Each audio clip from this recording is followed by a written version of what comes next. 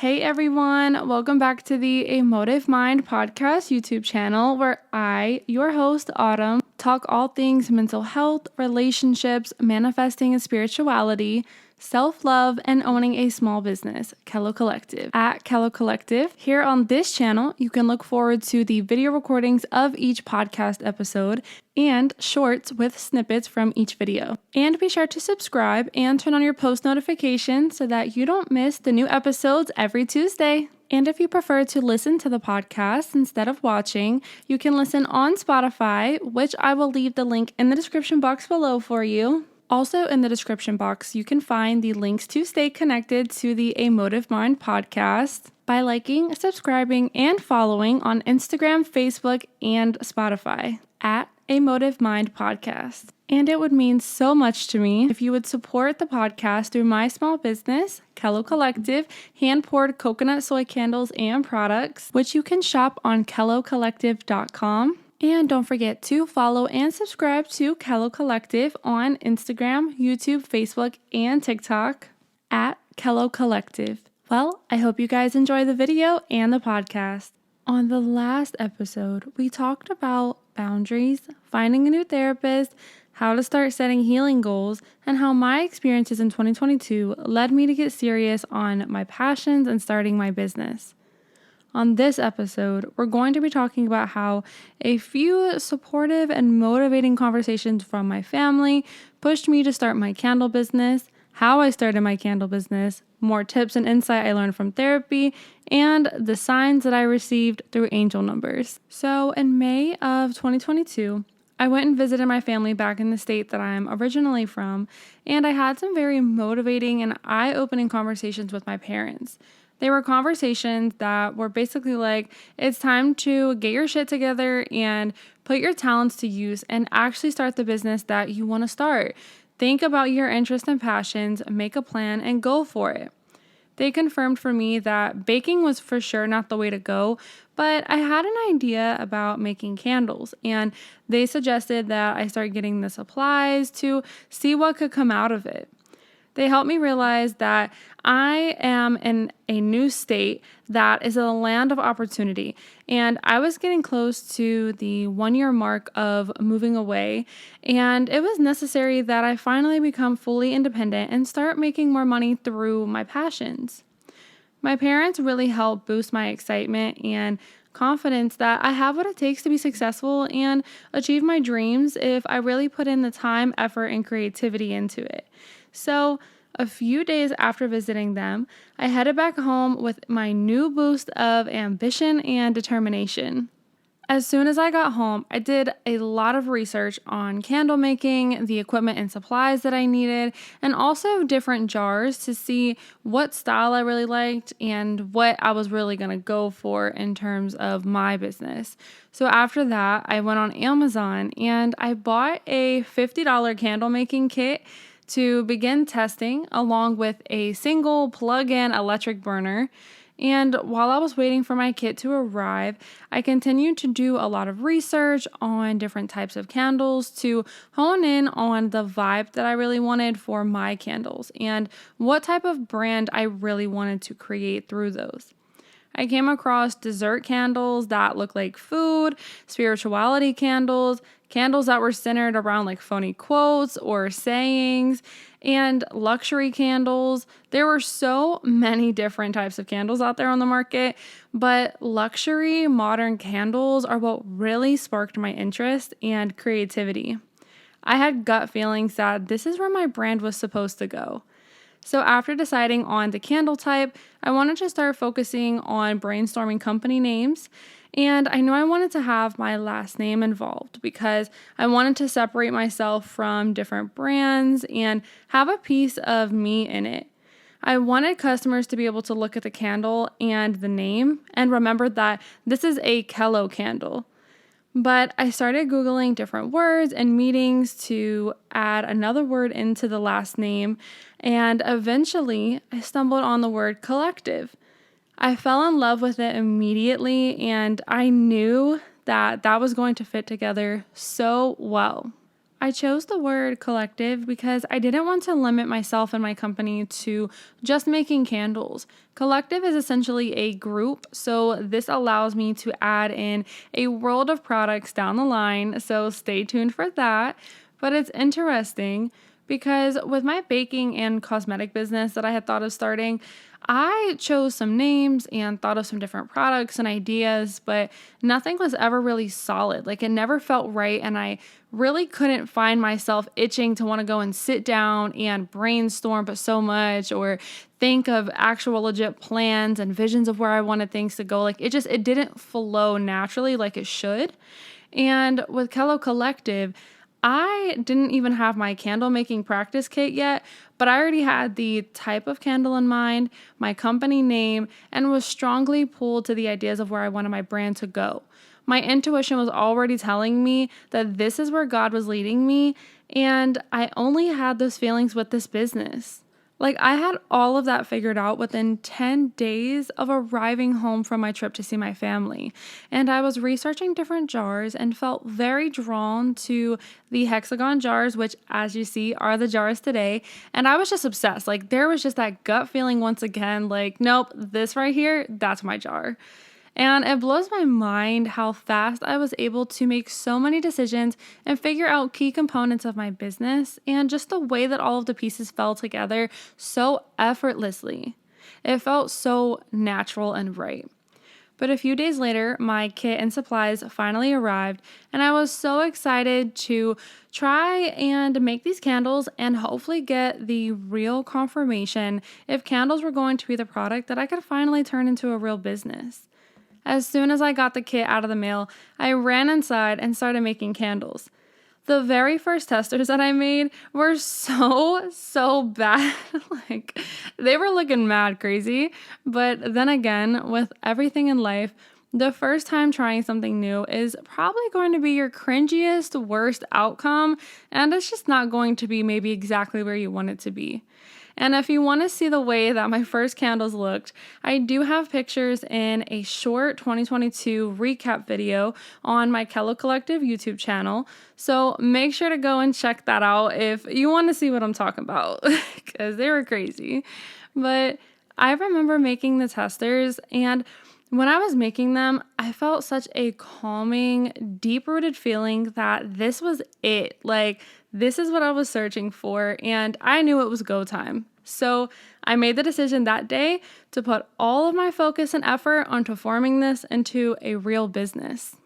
After that, I did some more research and decided on using coconut soy wax because of how it holds the fragrance oil and produces a really high quality, great burning candle that lasts a very long time. And my candles do burn for 60 to 70 hours for each of the 7 ounces.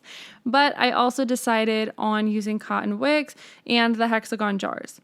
But I went through about a month and a half of scent testing to finally narrow down the final 5 scents, my signature collection, which is fully up on kellocollective.com currently.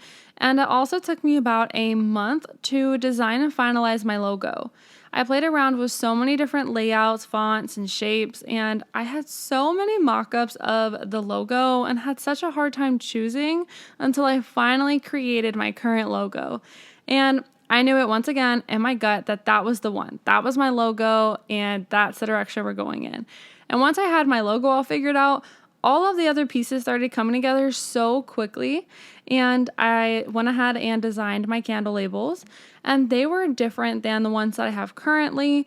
But I chose my scent names and printed everything out and labeled my very first candles. And this was such a proud moment for me because I finally saw my creation come to life. The vision that I had was finally tangible, and I could look at it every day to remind myself that my hard work and creativity and drive and determination created this product that everyone can now experience in their homes and find joy in. I personally have always loved candles, and I used to have like a small stockpile of other brands' candles back in the day, including the ones for the holidays. Like there's just nothing better than lighting your favorite candle and relaxing, cleaning your house and lighting a beautiful smelling candle, or even having your favorite candle burning while getting your work done. It doesn't matter what you're doing, a candle is there to really change the atmosphere and feelings in the room, and it can change your mood as well. But once I finalized all of the candle details, I worked on my shipping packaging and tried a few test shipments to ensure that the candles would arrive in one piece and safely.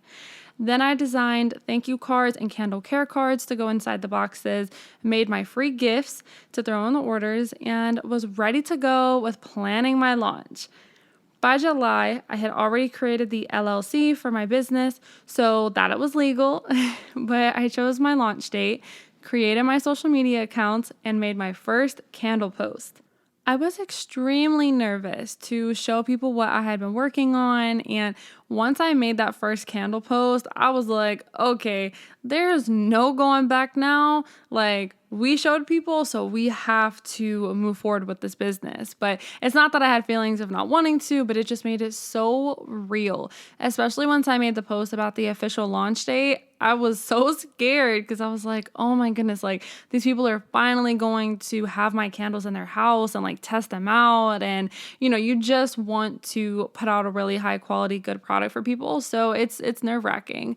But once I launched, it was time to hit the ground running and go even harder on growing my business. I was tapping so deep into my creativity and passion, and that's what I continue to do to this day.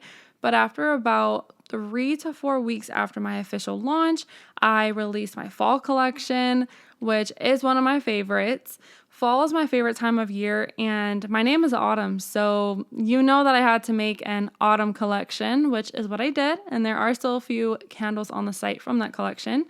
But after this, I also did the holiday collection, and that was so fun for me. Like, I was really able to tap into so much creativity and just do something fun. Do, some different seasonal labels, the different seasonal scents, make some fun social media videos. Like, it's just so exciting getting to play around with something that you really love while also doing it during the holiday time and decorating and lighting your candle this time for this holiday season. It was just such a special time for me. Kello Collective has just given me such a different sense of purpose now. Like, it holds such a special place in my heart, and I still get giddy like a child when I get to sit down and test new scents, develop new products, get creative with social media content, or work on improvements for the candles, packaging, and brand. Like, I take such pride in having something of my own that I'm able to develop and create and, eventually do that as my full-time job. Like, it is just so gratifying, and I'm just so grateful for it. But I've always got like a notepad next to me or write down notes in my phone for ideas of new candles or the future of my brand. Like, these ideas just pop up in my head. Even if I'm trying to go to sleep at night, I'm like laying there wide awake and I'm like, oh, no, this is too good of an idea. Like, let me go write this down. Like, I don't care how tired I am. I have to get this thought out of my head and onto paper or in the notes in my phone. Like, when you're passionate about something and led to it by God, I swear the ideas and the world of possibilities opens up and just flows in your mind. Like, it's just like a river of information and creativity and things that just pop up.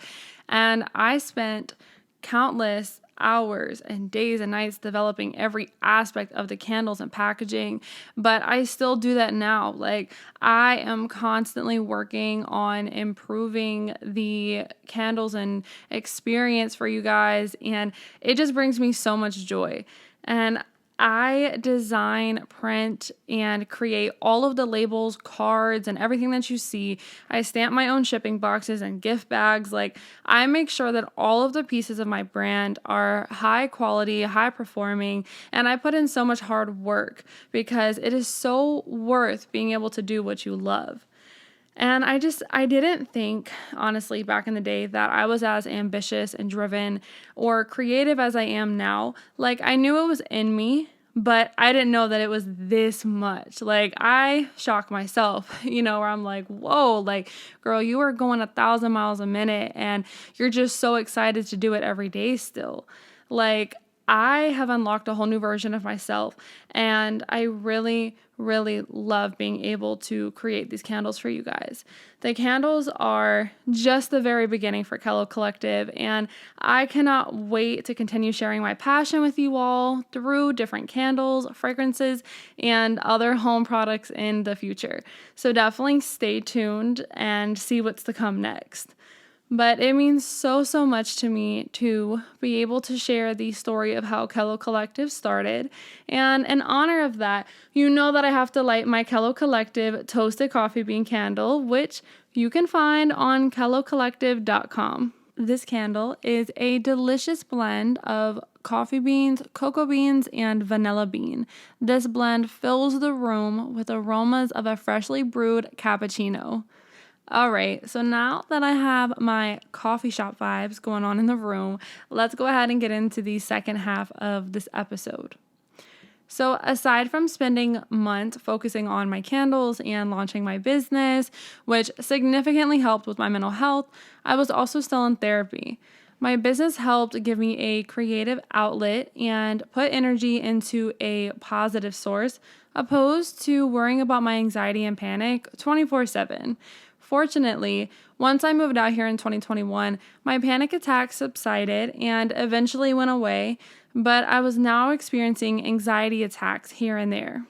The difference is that an anxiety attack is a buildup of anxiety, fear, stress, and other factors that slowly start adding up and lead you to finally have an anxiety attack, which this is essentially like the same symptoms and things as a panic attack, but it builds up rather than a panic attack, which is more sudden and brought on in the moment.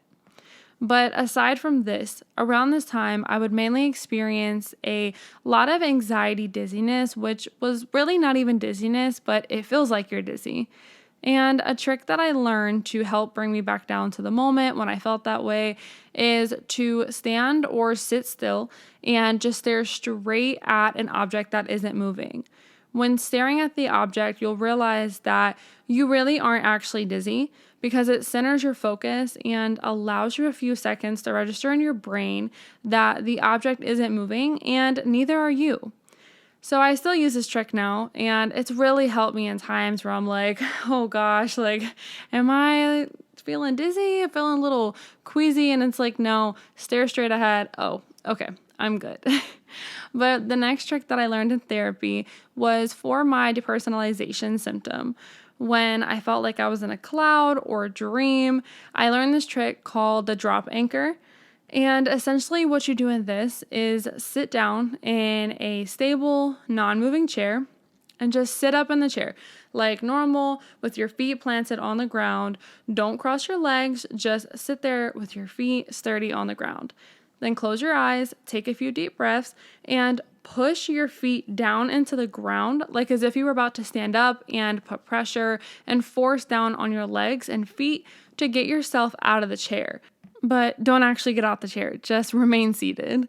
But while pushing your feet onto the floor, you're supposed to put your focus onto the muscle tension in your legs and the feelings in your body when you're pushing the energy to your feet. Afterwards, open your eyes and focus on what you see, hear, or smell in the room. And this is to help you pull yourself into the present moment and be aware of your surroundings, opposed to being in your head and stuck in the depersonalization. The final two things that I learned in therapy in terms of tips for my daily anxiety and mindfulness was taking 10 deep breaths while putting your hand on your diaphragm, which I did talk about this in a previous episode. But also, aside from the breathing, noticing 5 things that you can see, feel, and touch in that moment. So just think of 5 different things for each of those categories. I encourage you to try out a few of these tips and tricks to see if this can help center yourself in times of stress or anxiety. Like, Even if it's a moment that you're just overwhelmed, it doesn't have to be in times of just anxiety, but just making sure that you're able to ground yourself and just calm yourself down. Like, you need to be able to take some deep breaths and just relax. So the final topic that I want to talk about briefly on today's episode is angel numbers and how I started paying closer attention to the signs that were all around me and pushed me to start educating myself on the meanings of these numbers. Before 2022, I would see angel numbers randomly, but mainly 1111 and 222. So I didn't really think too deep about what I was seeing, but I also knew that everyone would say, oh, when you see 1111, make a wish. And that's how I grew up associating that number. But I didn't realize that it was actually an angel number. And in 2022, it really opened my eyes to see I'm really seeing this number very frequently. And I don't think it's because I'm supposed to be making wishes every time. Like, I'm seeing a bunch of reoccurring sequences of numbers. So I've also always heard people talk about their lucky numbers or how they see certain numbers all the time. And I knew that there was someone above that was maybe trying to communicate with me. So I Googled the meaning of 1111 and 222. I talked in a previous episode about the meaning of 1111, so I won't go too deep into that one, but after seeing how that number was strongly associated with your deceased loved one getting a message to you, I was shocked because it confirmed that my brother who passed away was trying to communicate with me this whole time and my other angels. My new friend that I briefly talked about in the last episode also pushed me to learn about angel numbers because she's very much like me and would always be screenshotting the time on her phone if it was an angel number or taking notes of the signs that she was getting through the numbers. It was so cool to see the angels coming to her to communicate, and it pushed me to really want to pay attention to the signs that I was getting because they were trying to communicate to me as well. Like I said, 222 was one that I would get all the time, and this mainly signifies change and a new cycle beginning in your life, but also your feelings, whether they are negative or positive, are manifesting your reality. A few other key meanings include needing to pay closer attention to the universe's signs and cooperating with the angels' messages. Let go and trust the universe. Balance your mind with your physical body and connect to God or your creator and the universe.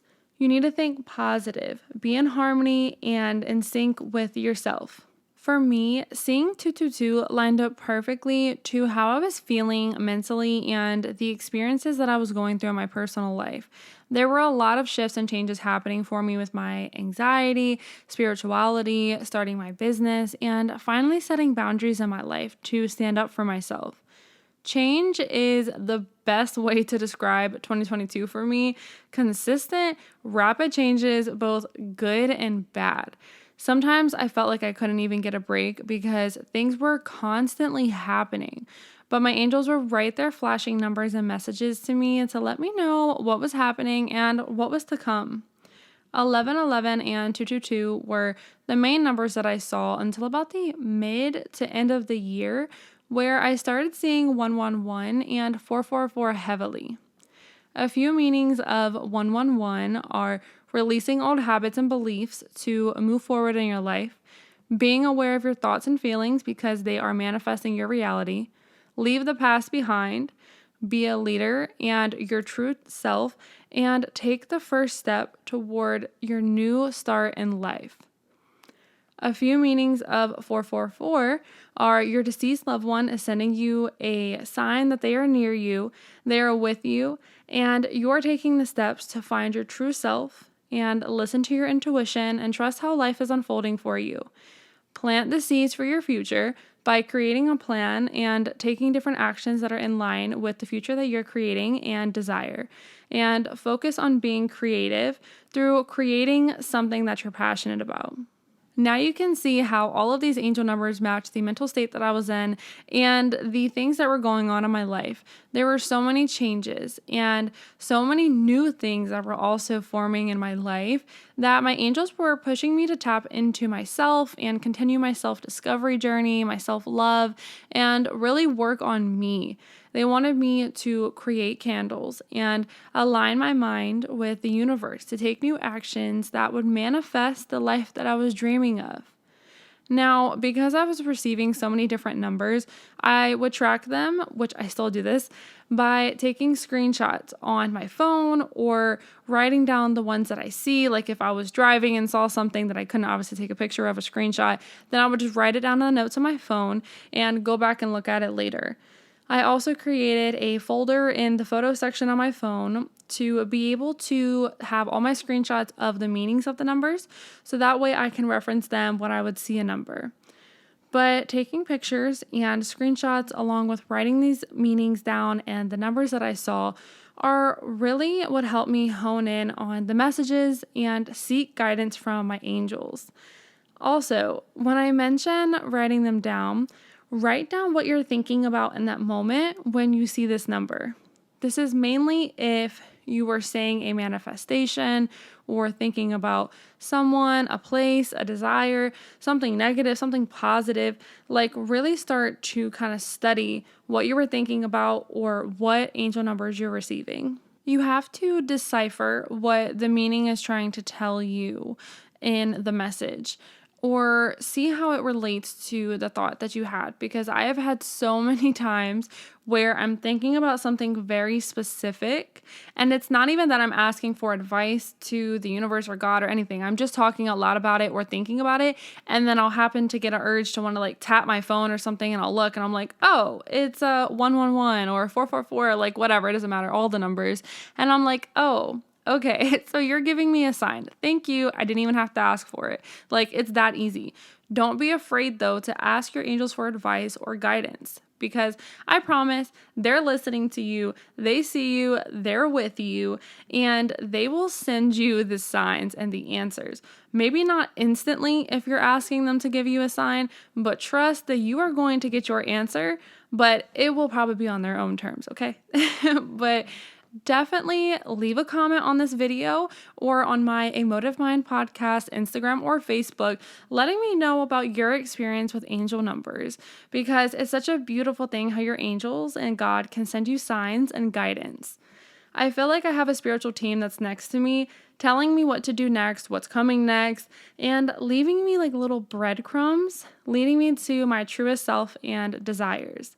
It blows my mind how they listen to you and can send you signs instantly. But between therapy, the work that I was doing on my own behind the scenes, starting my business, and paying attention heavily to these angel numbers, I finally felt like I was inching closer to being able to break the old habits and heal from my anxiety and truly start living my life. So join me here next Tuesday as we dive more into anxiety healing, growing and developing your mind and habits, breaking the chains to your past, and more tips for finding your true self. See you guys then. Hey, I'm so glad that you made it to the end of this episode, and I hope you enjoyed. Make sure to comment down below your favorite part of this episode, or maybe share something about your own journey. And make sure to check out the previous episodes of the A Motive Mind podcast that you may have missed. And don't forget to listen on Spotify if you prefer to listen to the audio recordings of this episode. And let's stay connected on Instagram and Facebook by liking, following, and sharing at A Motive Mind podcast and my small business, Kello Collective. You can find all of the links down below in the description box, and it would mean so much to me for you guys to check them out. All right, well, I will see you guys on the next episode. And remember, together, let's create a motive mind.